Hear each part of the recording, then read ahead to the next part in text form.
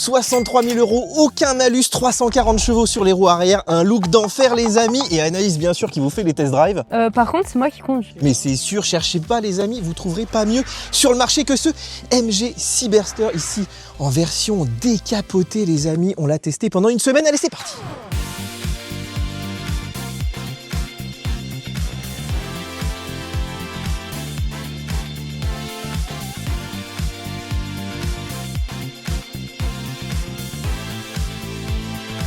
Bon les amis, si vous regardez cette vidéo, c'est que vous aimez l'évasion, vous aimez les vacances et j'imagine que vous allez sûrement programmer très bientôt un petit week-end, une petite semaine à l'étranger. Et pour ça, vous allez évidemment réserver donc un hôtel, une voiture, pourquoi pas ce MG Cyberster, et vous allez passer par des sites comme Avis, Hertz, etc. Mais en fait, c'est une très mauvaise idée puisque en vous connectant depuis la France, la Suisse, la Belgique, en fait, on va vous surfacturer des frais par rapport au pays dans lequel vous allez louer ce véhicule. Donc ça, c'est vraiment une très mauvaise idée. Alors la solution, c'est d'utiliser un VPN comme NordVPN, donc qui est notre sponsor cette semaine, et on les en remercie. Vous allez pouvoir donc faire croire au site en question que vous êtes domicilié dans un autre pays, comme les USA par exemple. Et dans certains cas, on peut même économiser entre 10 et 20% sur le prix final. Et puis, il y a plein d'autres avantages à utiliser un VPN. Vous pouvez par exemple regarder la Ligue des Champions ou la F1 gratuitement en se connectant depuis un pays qui la propose sans devoir payer.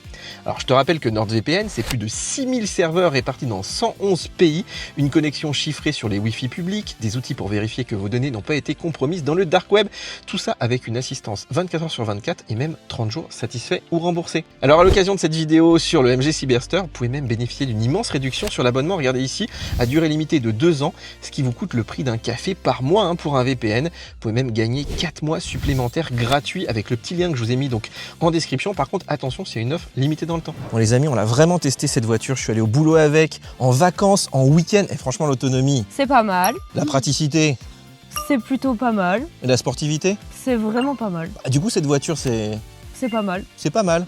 C'est pas mal. Alors souvent on reproche à cette voiture ses dimensions. C'est vrai que pour un coupé, cabriolet, on est à 4,53 m, on est à moins de 4 mètres par exemple sur une MX5. Mais en réalité, finalement, c'est une petite berline qui se conduit très facilement en ville. Moi j'ai trouvé qu'elle était relativement compacte, on arrive bien à la garer. Elle a un très bon rayon de braquage, en plus on a même des caméras à 360 degrés. En tout cas en termes de gabarit, elle m'a pas dérangé. Alors deux petits bémols quand même, déjà elle est assez large, on est à 1,90 m, mais surtout regardez, elle est très basse et on a un porte-à-faux avant qui est assez imposant. Et ici c'est vrai qu'on accroche souvent là, voilà, sur les trottoirs, aussi sur les dos d'âne. Regardez même ici, on n'a pas une très grosse hauteur de caisse, donc je dirais que c'est un petit peu les limites là sur les petits chemins en ville, faudra faire attention. Bon Anaïs, je t'ai fait sortir ton petit coupé là pour parler un peu de design. Elle est pas belle cette voiture? Elle est magnifique. Moi j'adore le double bosselage qu'on retrouve juste ici et la couleur avec ses paillettes, trop belle. En plus le bosselage tu le vois de l'intérieur. Oui. Et toi ça te fait penser à quoi comme voiture? Un peu une Ferrari je trouve. Ouais, Aston, il y a des petits airs de Porsche, Oui, et puis ça. une inspiration quand même MG, voilà, qui reste la classe à l'anglaise. Non, vraiment, elle est très très belle. D'ailleurs, les gens arrêtent pas de se retourner, t'as vu Ah oui, on s'est fait arrêter plein de fois. Mais on n'arrête pas. Alors, il y a quand même deux petits bémols. Tu vois, Anaïs, il y a un énorme capot, il se dit. Ouais. On se dit ici, il doit y avoir un frunk là-dessous. Apparemment, il n'y en a pas. Avec Candice, on a ouvert le capot et figure-toi qu'il y a de la place, parce qu'il n'y a pas de moteur, c'est une propulsion, donc le moteur est à l'arrière. C'est vrai qu'ils auraient pu nous en mettre un. Deuxième petit défaut, c'est les phares. Ils sont pas Matrix LED. Ça, c'est dommage, les amis. Bon, les phares automatiques marchent bien, mais c'est vrai qu'à plus de 60 000 €, on aurait aimé du Matrix.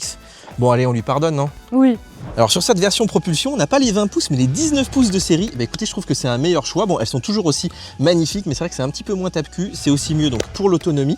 Et puis regardez le freinage, là vraiment, ils ont fait un choix super. C'est du Brembo 4 pistons, donc ça freine vraiment fort. Ça, on va le voir pendant la conduite. Bon Anaïs, en général, dans les cabrios, il n'y a pas beaucoup de coffres. Il fait combien le tien? 249 litres, moi. C'est pas si mal finalement. Et tu le trouves pratique, toi? Oui, très pratique, mais sauf qu'on ne peut pas mettre les valises cabine comme ça, toute droite. Il n'y a pas assez de place.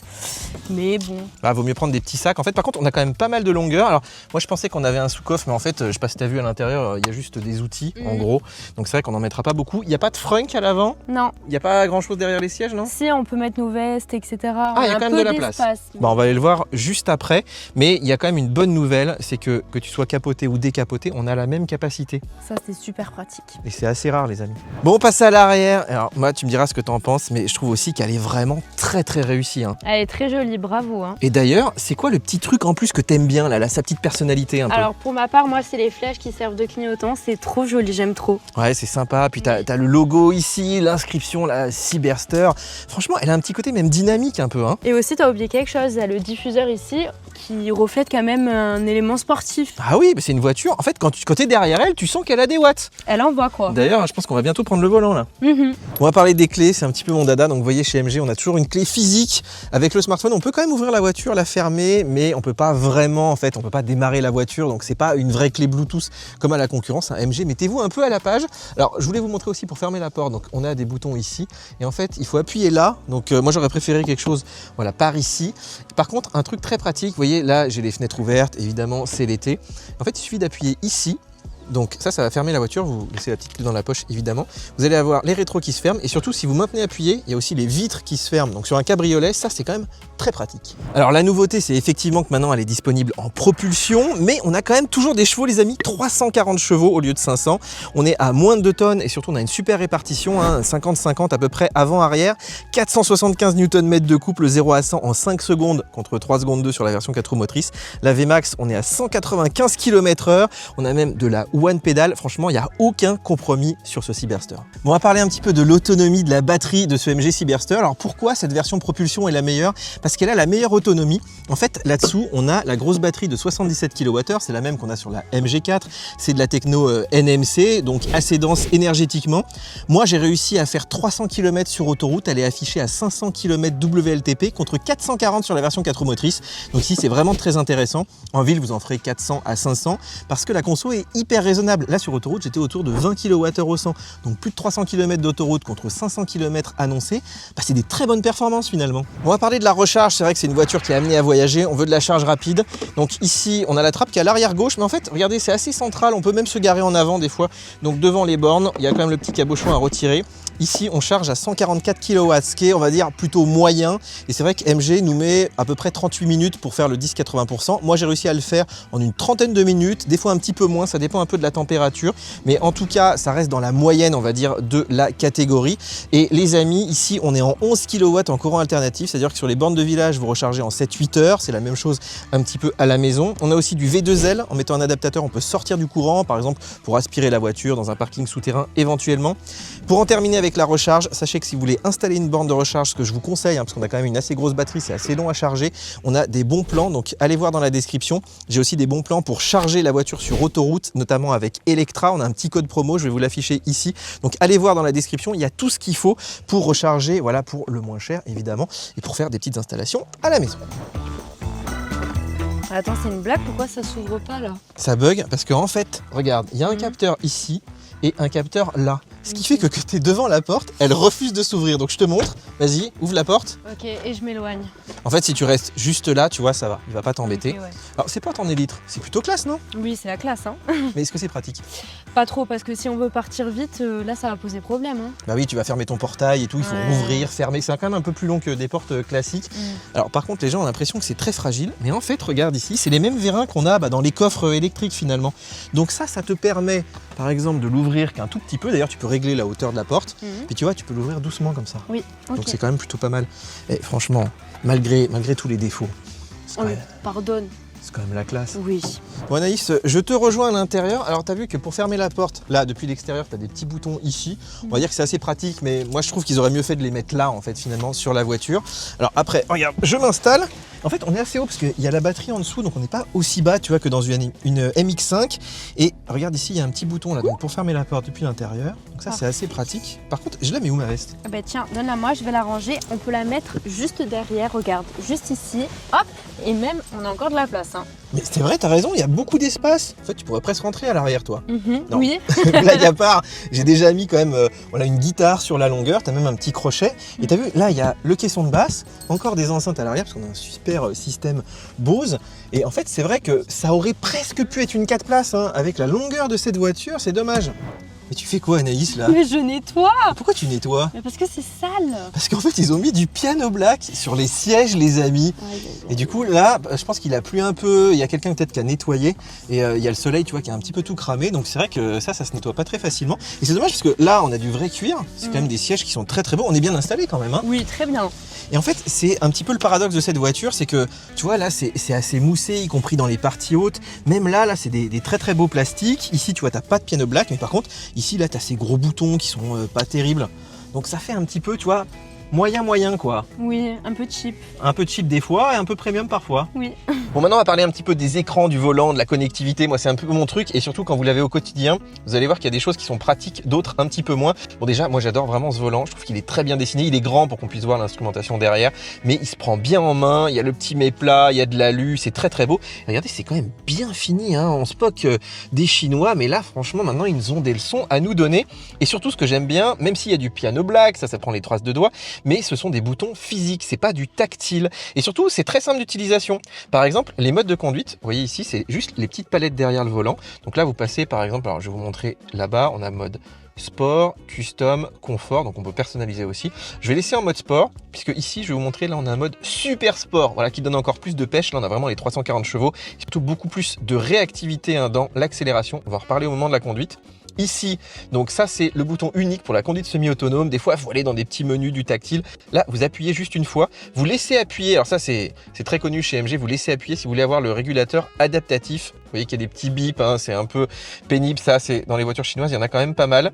Ici, on a des petites molettes sur les côtés. Alors ça, c'est pour tout ce qui est régulateur adaptatif, conduite semi-autonome. Ça, c'est pour tout ce qui est son. Voilà, pour changer de piste. Vous pouvez aussi ici régler la distance avec la voiture de devant. Vous voyez que là, voilà, on a un petit peu des...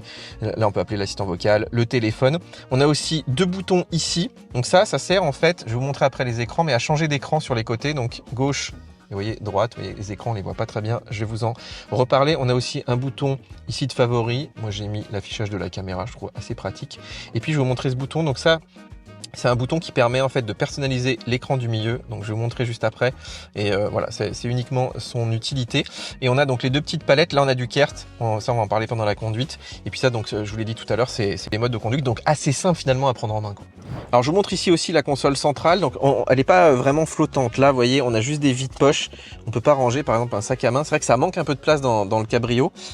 Par contre ici, donc on a cette commande de boîte. Alors vous voyez qu'il faut quand même aller chercher chaque bouton, le drive, le return quand vous faites les manœuvres. Ça, je trouve que c'est un peu long. Vous êtes obligé souvent de regarder vos mains. Le parking ici, on a quand même un bouton pour le neutre. Bon, ça c'est plutôt pas mal. Les boutons pour les portes, on les a vus. Ça c'est pour découvrir la voiture. Ici, on a des portes gobelets, donc vous pouvez les remonter comme ça. Et puis hop, regardez, on peut les faire descendre. Donc deux gobelets, je trouve ça plutôt pas mal. En fait, ici, on n'a pas grand chose pour mettre son téléphone. On a juste ce petit truc là. Mais en fait, ça, c'est pas très pratique au volant notamment, je trouve. C'est vraiment pour le caler juste une fois, puis on en a qu'un, hein, pas pour le passager. C'est assez étonnant. Et par contre, on a un grand accoudoir, donc on peut mettre quand même pas mal de choses là-dedans. Vous voyez, moi, j'ai mis mes clés. Et alors, ce qui est étonnant, c'est qu'on a deux prises USB-C, USB-A, les amis. Sauf que, en fait, c'est l'USB-A qui fait CarPlay. Donc, il faut trouver ce câble là qui fait USB-A, par exemple, vers USB-C quand vous avez un iPhone récent.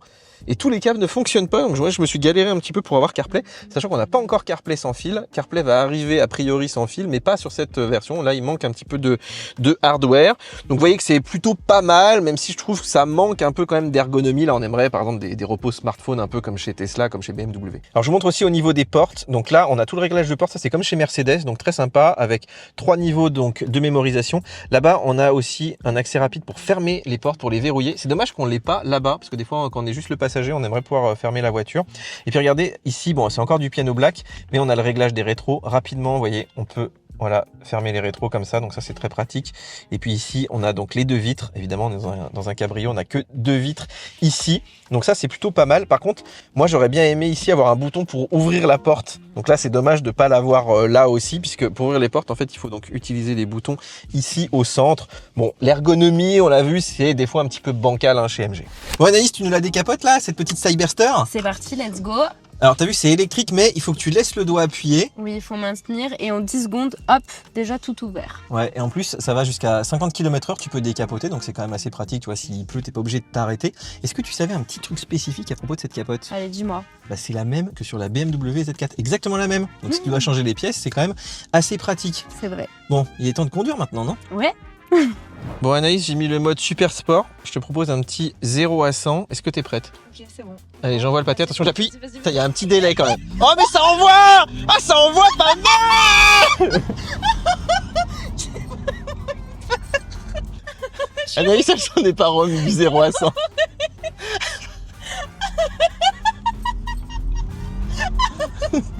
C'est cool les cabrios, non? C'est trop bien. Mais faut pas avoir trop de cheveux quand même, hein? Je vais me les raser, comme toi. Bah voilà. Tu vois, moi j'ai pas de problème pour les cabrios. Les cheveux au vent, ils disent, mais faut avoir des cheveux déjà. C'est comme les chihuahuas, on sait plus où est le devant et où le derrière là. Bon, on passe à la conduite et moi j'aime bien vous montrer s'il y a beaucoup de choses à faire quand on rentre dans une voiture. Bah ici, franchement, quasiment rien. Vous mettez le pied sur le frein, vous mettez soit return, soit drive. Alors bon, les commandes de boîte ici sont un petit peu loin, mais sinon c'est plutôt simple. La one pedal, elle reste enclenchée d'une fois sur l'autre. Il n'y a qu'un truc à faire en fait, c'est ici pour enlever les alertes de survitesse. Vous avez un réglage qui est personnalisé que vous pouvez enregistrer. Donc vous faites vos petits réglages ici, vous enlevez par exemple l'excès de vitesse et puis vous enlevez le moniteur de fatigue qui sont assez pénibles. Vous laissez appuyer ici assez longtemps et en fait il vous enregistre le réglage et après vous avez juste à le rappuyer à chaque fois que vous prenez la voiture. Donc ça enlève quand même pas mal de contraintes par rapport à d'autres voitures chinoises, coréennes où c'est un petit peu long d'aller dans les menus. Allez, maintenant on va conduire. Bon, alors je suis à Lausanne et je vais en profiter pour vous parler un petit peu de la conduite en ville. D'ailleurs là, regardez, je suis en train de faire une manœuvre. J'ai un super rayon de braquage avec cette voiture. C'est pas du tout pénible comme Tesla et pas mal de voitures. Et je trouve qu'on a une bonne visibilité aussi quand on fait les manœuvres. On a aussi de la one pedal. Donc là, si je relâche, ça va vraiment jusqu'à l'arrêt complet et surtout la régène elle est quand même très forte. Alors vous pouvez bien sûr régler tout ça, mais ça c'est quand même super sympa. On a des proportions qui sont on va dire évidemment un petit peu plus grosses que les petits roadsters type MX5, mais par contre c'est quand même des véhicules qui sont tout à fait dans les dimensions des voitures modernes.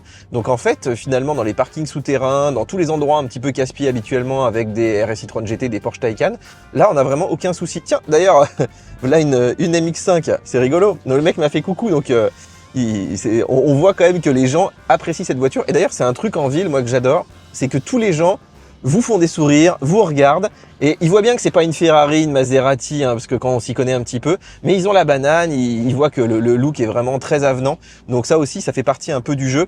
Allez, un défaut en ville, vraiment, c'est le seul avec cette voiture, c'est qu'on a un porte-à-faux avant et une garde au sol, surtout qui est vraiment petite, et du coup, c'est vrai qu'on a tendance des fois à se prendre les trottoirs. Alors, moi j'ai eu de la chance, ça n'a pas été mon cas. Et puis dernier point, c'est les parkings souterrains, parce qu'avec les portes en élytre, c'est comme les portes chez Tesla aussi, là, les portes papillons, il faut quand même faire un peu attention. Il y a des capteurs, globalement j'ai pas eu de soucis, mais voilà, avec les gaines techniques, avec certains parkings un petit peu plus compliqués, c'est vrai que ça risque d'être pénible. Regardez là, feu rouge, et je m'arrête.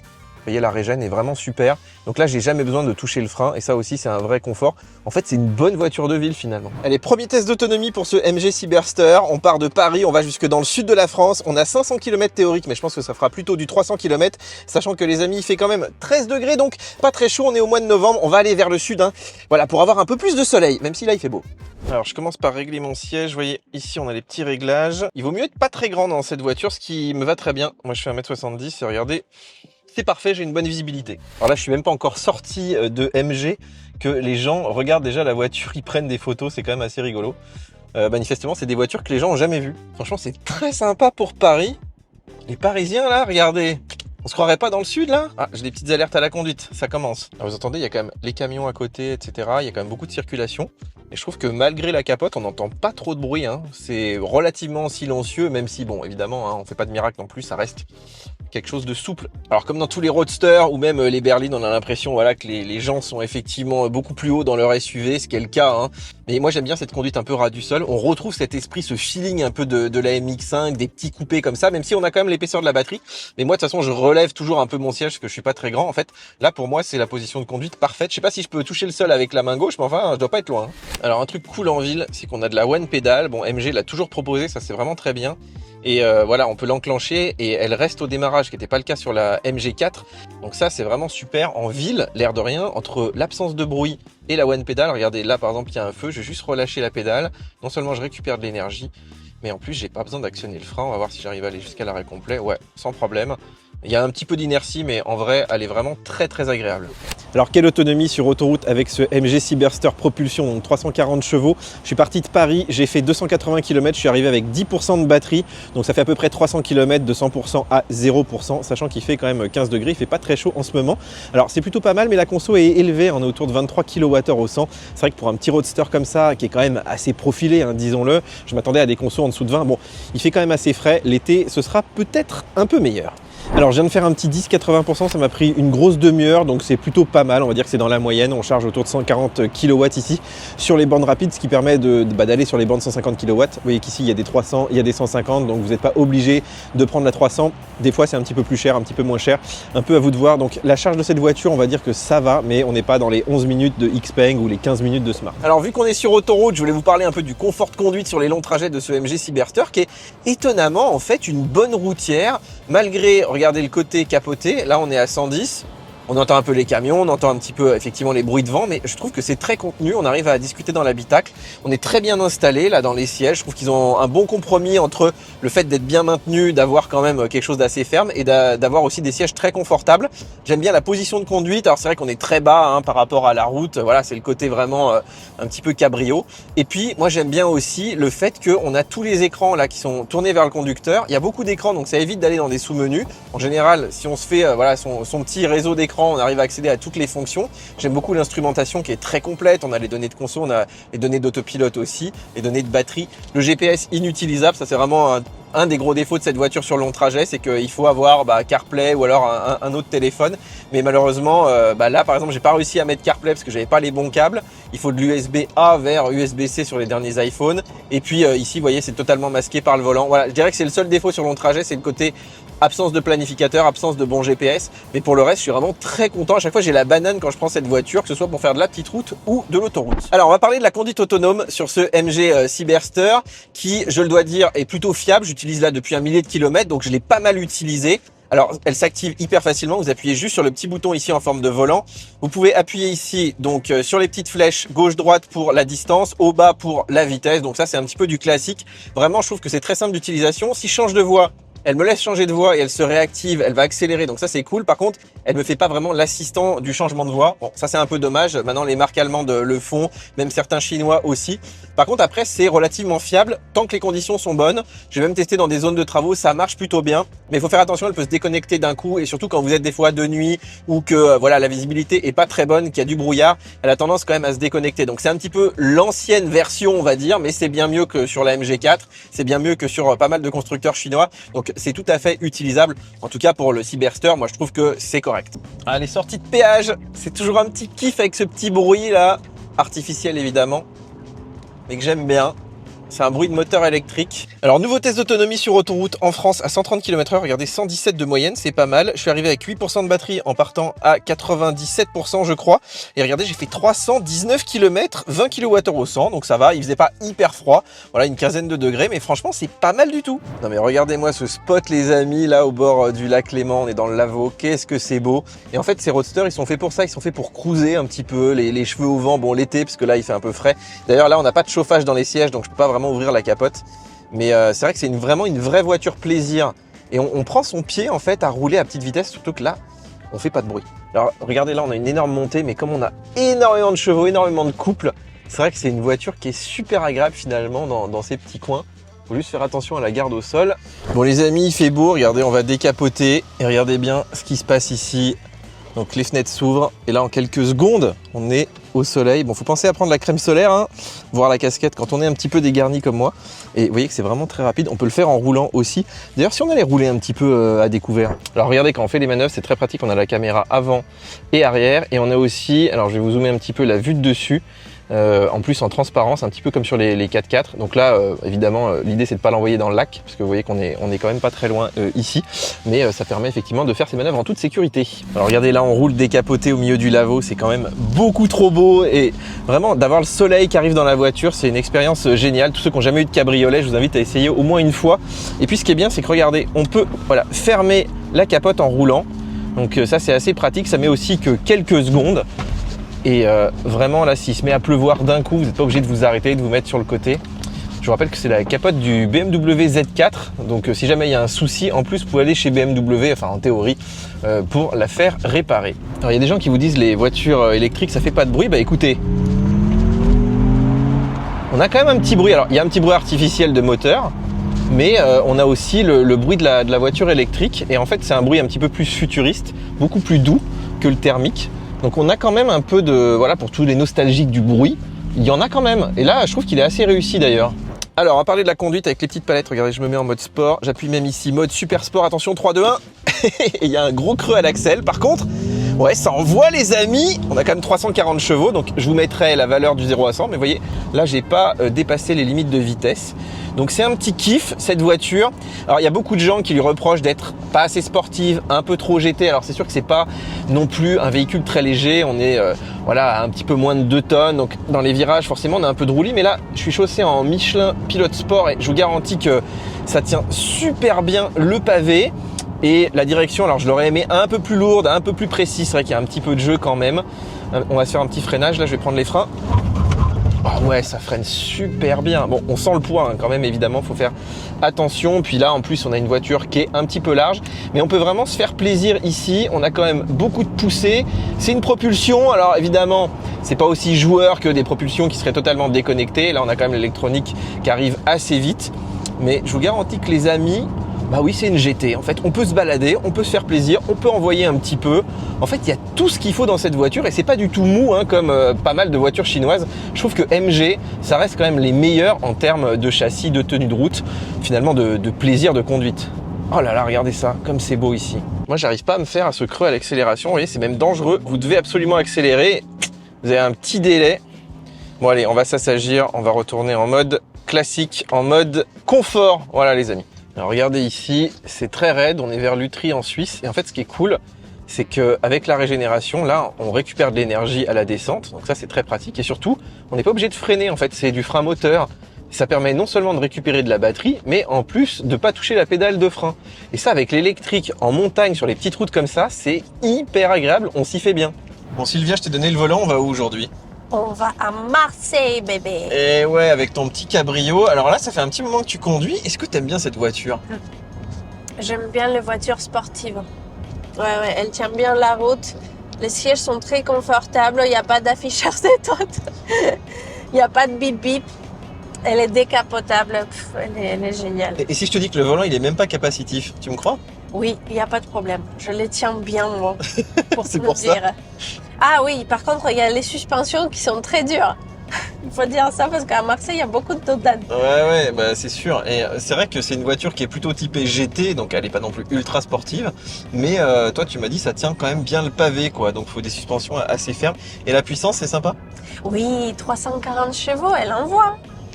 Elle envoie carrément. Tu penses qu'on peut arriver à pécho les petites blondes avec cette voiture ? Oui, c'est une voiture pour pécho. Ouais, c'est grave, c'est fait pour ça. Bon, par contre, pas de bébé, hein.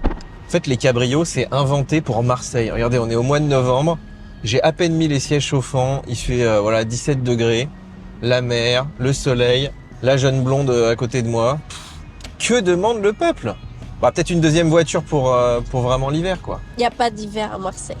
Mais c'est super, non ? C'est agréable de sentir la petite brise comme ça. Mais il manque peut-être quand même la ventilation, là, tu vois, ici. Mais sinon, on est super bien. Et par contre, faut pas être trop grand, t'as vu ? Nous, on a juste, en fait, la bonne hauteur pour profiter à la fois de la vue et du soleil. Par contre, un truc qui serait cool, c'est de pouvoir activer, vous voyez ici, la caméra arrière ou avant.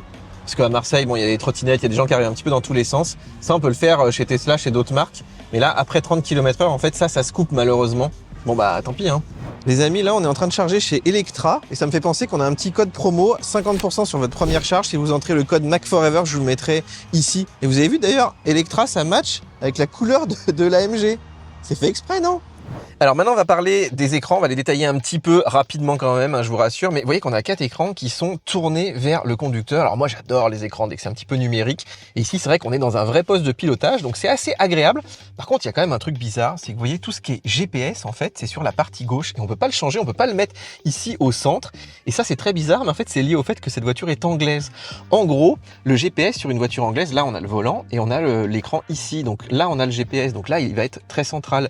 Et nous, en fait, c'est pas pratique. Déjà, il est masqué par le volant et puis surtout bah, vous regardez la route, donc vous n'arrivez pas à regarder à gauche en même temps. Donc j'espère qu'ils vont le changer, mais pour l'instant c'est pas possible d'interchanger. Bon, maintenant je vais vous détailler les écrans un par un. Alors je voulais commencer par ce petit écran, donc c'est quand même lui qui a la cartographie. On se dit tiens, on a un bon planificateur d'itinéraire. Regardez, je suis allé à Paris, il me propose aucune borne.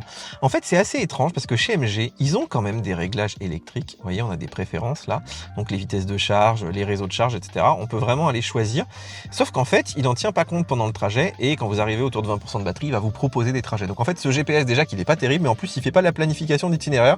Donc c'est un petit peu dommage, et c'est dommage parce qu'il fait quand même le préchauffage de la batterie. Mais du coup, moi j'ai utilisé quand même essentiellement CarPlay. Alors d'ailleurs, je vous montre CarPlay. Déjà, c'est pas très réactif. Et surtout, lui, en fait, on peut plus changer d'écran. Il faut passer maintenant par le petit bouton parce qu'il prend toute la place. Mais vous voyez que cet écran est vraiment petit. D'ailleurs, si vous voulez accéder au réglage, il faut encore appuyer ici. Et d'ailleurs, je vous montre donc les autres écrans. Bon, CarPlay, vous le connaissez. On a aussi Android Auto. Voilà, ils ont fait une deuxième écran, mais qui nous sert à rien du coup. Là, on a tout ce qui est appel. Bon, voilà, les contacts, le Bluetooth et tout. Et puis c'est tout. En fait, cet écran-là, il est vraiment dédié en fait à la navigation et aux appels, ce qui est logique puisque ici on a tous les boutons qui correspondent. Alors après à droite, on a un écran un peu de réglage. C'est pour ça que je vous dis c'est dommage de ne pas avoir le GPS ici, parce que là on a le réglage par exemple pour la charge. Vous voyez ici, donc on peut se mettre par exemple à 80%, etc. Donc du classique. Là on a le menu de charge en cours. Je vous mettrai des images parce que quand on est en train de charger, il vous donne les puissances de charge et tout, donc c'est assez pratique. On a le détail de la consommation. Vous voyez là, par exemple là c'était tout ce qui est bon. Les traductions sont pas toujours terribles. Puissance, c'est la motorisation. Climatiseur, bon voilà. Et puis effectivement, on peut le voir un petit peu. Ce voyage, vous voyez, cette redevance, je sais pas ce que ça veut dire. C'est très bizarre. Donc il y a encore des petits problèmes de trad. On se dit maintenant quand même en 2025, ils auraient dû corriger ça. On a un menu météo. Alors il y a beaucoup de gens qui sont moqués de ça. En réalité, les amis, avec un cabriolet, c'est très sympa d'avoir la météo. Le seul truc, c'est qu'il faut la mettre à jour à la main. Vous voyez que là, on est à Émarques, par exemple. Et il faut que je le remette à jour à la main. Donc j'espère que cet après-midi, on aura un petit peu de soleil pour notre tournage. Ensuite, on a un petit menu MG pour voir les concessionnaires, les services, planifier un essai routier. Vous voyez, les appels de secours éventuellement. Ici, on a un menu, c'est votre compte. C'est là où vous synchronisez les applications. Vous pouvez aussi vous mettre des, voilà, bon, je vais pas détailler, mais des petits plans de voyage, des points d'intérêt. En fait, c'est des favoris. Vous avez aussi accès à vos messages si vous synchronisez évidemment vos téléphones.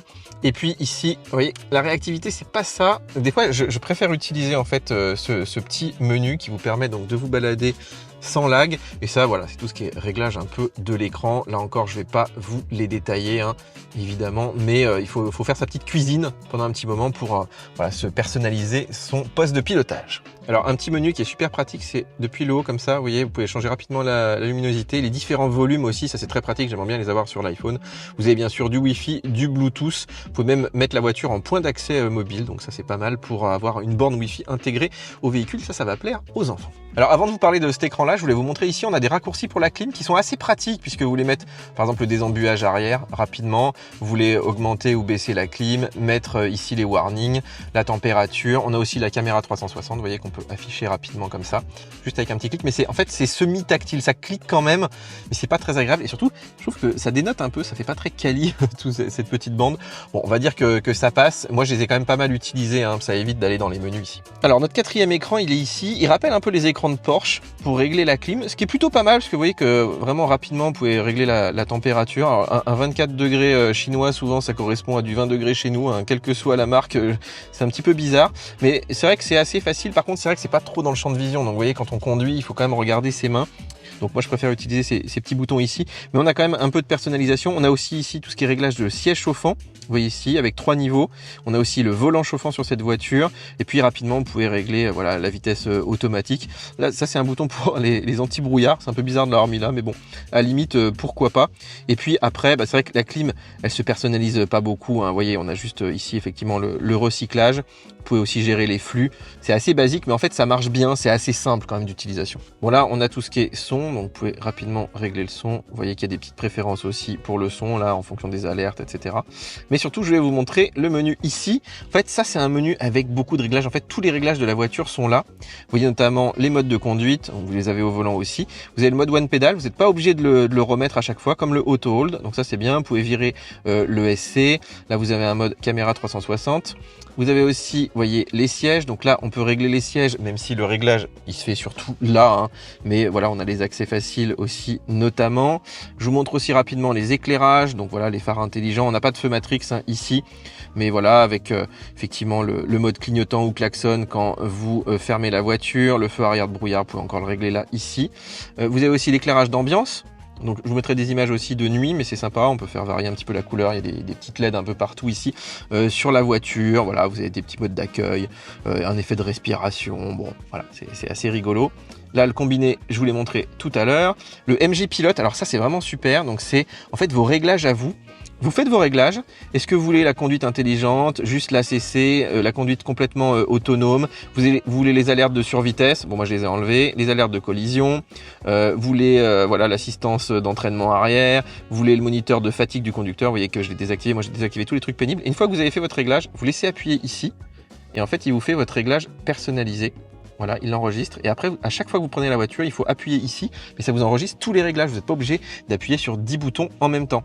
Alors vous voyez que là j'ai fait glisser un peu l'écran, on a des accès très rapides ici hein, avec voilà, le pilote MG, le auto hold, la mise hors tension de la voiture si vous voulez le faire très rapidement. Donc ça c'est pratique aussi d'avoir ces petits menus rapidement accessibles. Là, on a aussi tout ce qui est porte. On peut aussi régler, regardez, le réglage des portes si vous voulez pas qu'elles s'ouvrent trop haut, parce que ça peut être effectivement un peu pénible dans les parkings éventuellement. On peut demander aussi de fermer les vitres au verrouillage. Ça, c'est très pratique sur un petit cabrio. Et puis enfin, un menu de statut. Voilà, l'état de la batterie. Vous voyez ici la tension, ça c'est la batterie, enfin 14 volts du coup. Et puis voilà, le kilométrage et tout, c'est des petites infos. On peut vraiment mettre rapidement hors tension la batterie hein, si jamais il y a un problème, etc. Donc ça, c'est quand même assez pratique. Vous voyez que cet écran, il est quand même assez chargé. Effectivement, on ne le touchera pas trop pendant la conduite. Alors un truc qui est important dans un cabriolet, c'est la musique. Et ouais, cheveux au vent les amis, vous avez envie d'écouter du bon son. Et ça tombe bien, on a un système Bose ici sur 8 haut-parleurs et le son est exceptionnel. Il y a le petit caisson à l'arrière et franchement, c'est pas le cas sur toutes les voitures chinoises.